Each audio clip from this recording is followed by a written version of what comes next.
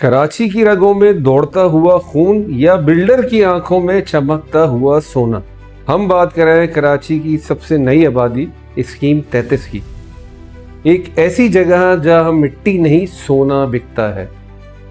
क्या आपको अंदाजा है कि जिस जमीन पर आप खड़े हैं उसकी कीमत क्या है?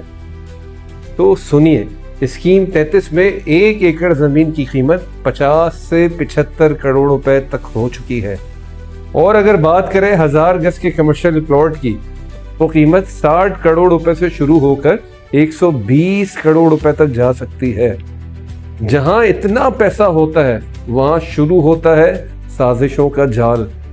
आज की वीडियो में हम एक्सपोज करेंगे उस मास्टर प्लान को जिसके जरिए बड़े बिल्डर आपकी सदियों पुरानी कोऑपरेटिव सोसाइटीज को निगल रहे हैं।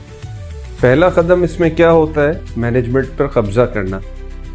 पुरानी कोऑपरेटिव हाउसिंग सोसाइटीज हमेशा से मिडिल क्लास का सहारा रही हैं, लेकिन बिल्डर की नजरें अब इन सोसाइटीज पर गड़ चुकी हैं। इनके काम करने का तरीके को पहले समझिए आप।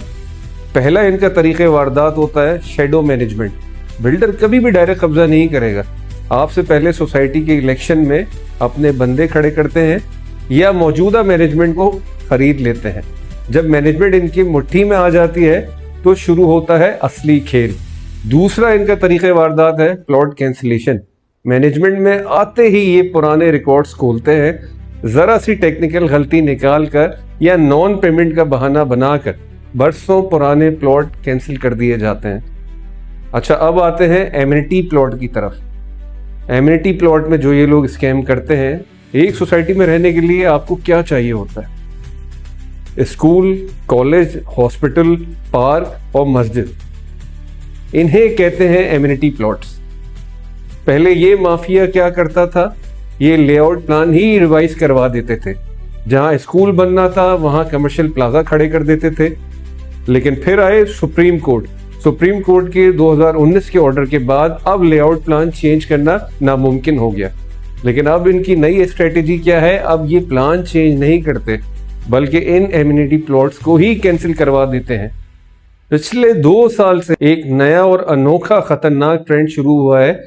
ये है इस वीडियो का सबसे बड़ा एक्सपोज। जब बिल्डर देखता है कि सोसाइटी की जमीन हजारों करोड़ की है, जैसे कि मैंने आपको बताया कि अगर 50 करोड़ से लेके 75 करोड़ रुपए एकड़ स्कीम 33 में जमीन की प्राइस चल रही है, तो अब आप अंदाजा लगा सकते हैं 40, 50, 100, 200 एकड़ की अगर सोसाइटी होगी तो ये 20-25 अरब की जगह कम से कम होती है। जब बिल्डर देखते हैं कि सोसाइटी की जमीन हजारों करोड़ की है तो वो डिपार्टमेंट के कुछ बिकाऊ अफसरों के साथ मिलकर मिली भगत करता है।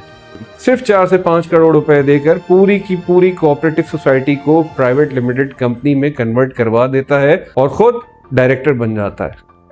ये काम नया है, शायद ही आप लोगों को पता हो।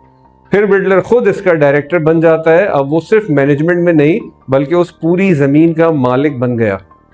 अब जरा मैथ समझिए, सिर्फ 10 से 15 करोड़ के खर्चे में बिल्डर की जेब में। ये है मॉडर्न डे डकैती। अब सवाल मुझसे बहुत सारे लोग ये करते हैं कि अब हम क्या करें? तो हम क्या हाथ पर हाथ धरे बैठे रहें? हरगिज़ नहीं मेरे दोस्त।